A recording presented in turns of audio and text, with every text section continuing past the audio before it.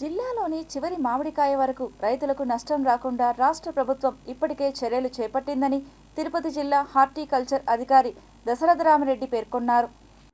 ఉమ్మడి చిత్తూరు జిల్లాలో సుమారు 80,000 హెక్టార్లు మామిడి సాగు ఉందని, అందులో తిరుపతి జిల్లాలో 24,000 హెక్టార్లు మామిడి సాగులో 14,500 హెక్టార్ల భూమిలో తోతాపురి మామిడిని రైతులు సాగు చేస్తున్నారని జిల్లా ఉద్యాన శాఖ అధికారి దశరథరామరెడ్డి తెలిపారు. ముఖ్యంగా ఇప్పటికే జిల్లాలో 8 పరిశ్రమలు తోతాపురి మామిడిని కొనుగోలు చేస్తున్నారని, అదేవిధంగా ఇప్పటికే సుమారు రైతుల నుండి 30,000 మెట్రిక్ టన్నుల మామిడిని కొనుగోలు చేశామని, మామిడి రైతులకు నష్టం రాకూడదని భావించి తోతాపురి మామిడికి ప్రభుత్వం కిలోకి 4 రూపాయల చొప్పున మద్దతు ధర చెల్లించిందని చెప్పారు.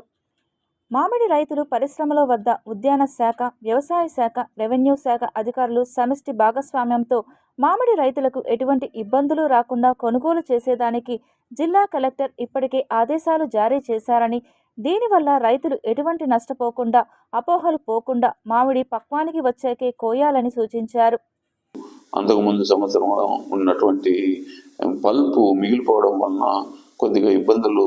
ఎదురవుతున్నాయి. ఇందులో భాగంగా ప్రభుత్వం ఈ రైతులకు మేలు చేయాలనే ఉద్దేశంతో డిస్ట్రిక్ట్ కలెక్టర్ తిరుపతి మరియు చిత్తూరు వారు చాలాసార్లు ప్రాసెసర్తో మీటింగ్ కండక్ట్ చేసిన తర్వాత